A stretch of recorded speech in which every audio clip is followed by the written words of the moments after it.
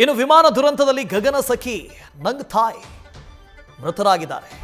ಮಣಿಪುರ ಮೂಲದ ಗಗನಸಖಿ ನಂಗ್ಥಾಯ್ ಶರ್ಮಾ ದುರ್ಮರಣವನ್ನಪ್ಪಿದ್ದಾರೆ.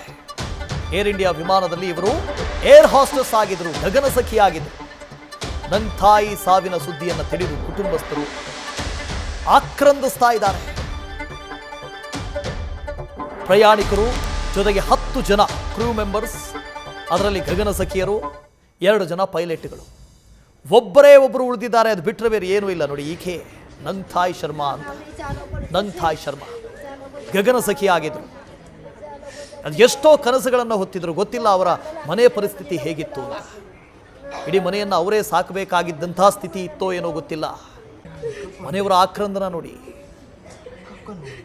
ಈ ದುಃಖ ಬರೆಸೋ ಶಕ್ತಿ ದೇವರವ್ರಿಗೆ ಕೊಡಬೇಕು, ಕೊಡ್ತಾನೋ ಇಲ್ವೋ ಗೊತ್ತಿಲ್ಲ. ಒಂದು ಮನೆಯಿಂದ ಏರ್ ಹಾಸ್ಟೆಸ್ ಆಗಿ ಹೋಗಿದ್ದಾಳೆ ಅಂತ ಹೇಳಿದ್ರೆ, ಅದು ಕೂಡ ಈಶಾನ್ಯ ರಾಜ್ಯದಿಂದ ಒಬ್ಬಳು ಏರ್ ಹಾಸ್ಟೆಸ್ ಆಗಿ ಹೋಗಿದ್ದಾಳೆ ಅಂತ ಹೇಳಿದ್ರೆ ಅದು ಕಡಿಮೆ ಸಂಗತಿಯಲ್ಲ. ಆ ಮನೆಗೂ ಕೂಡ ಅದೊಂದು ಪ್ರೈಡ್. ಏರ್ ಇಂಡಿಯಾದಲ್ಲಿ ನನ್ನ ಮಗಳು ಗಗನಸಖಿಯಾಗಿ ಕೆಲಸ ಮಾಡ್ತಾ ಇದ್ದಾಳೆ. ಇಡೀ ಕುಟುಂಬವನ್ನು, ನಮ್ಮ ಇಡೀ ಮನೆಯನ್ನು ಸಾಕಿ ಸಲಹುತ್ತಾ ಇದ್ದಾಳೆ. ಆಕೆಯಿಂದಲೇ ತಮ್ಮನೋ ಅಮ್ಮನೋ ತಂದೆನೋ ಬದುಕ್ತಾ ಇದ್ದಾರೆ. ಆಕೆ ಇನ್ನು ಮುಂದೆ ಇಲ್ಲ ಅಂತ ಹೇಳಿದ್ರೆ ಆ ಕುಟುಂಬದ ಪರಿಸ್ಥಿತಿ ಹೇಗಾಗಿರಬೇಡ, ಮುಂದೆ ಆ ಕುಟುಂಬಕ್ಕೆ ಆಧಾರ ಯಾರು?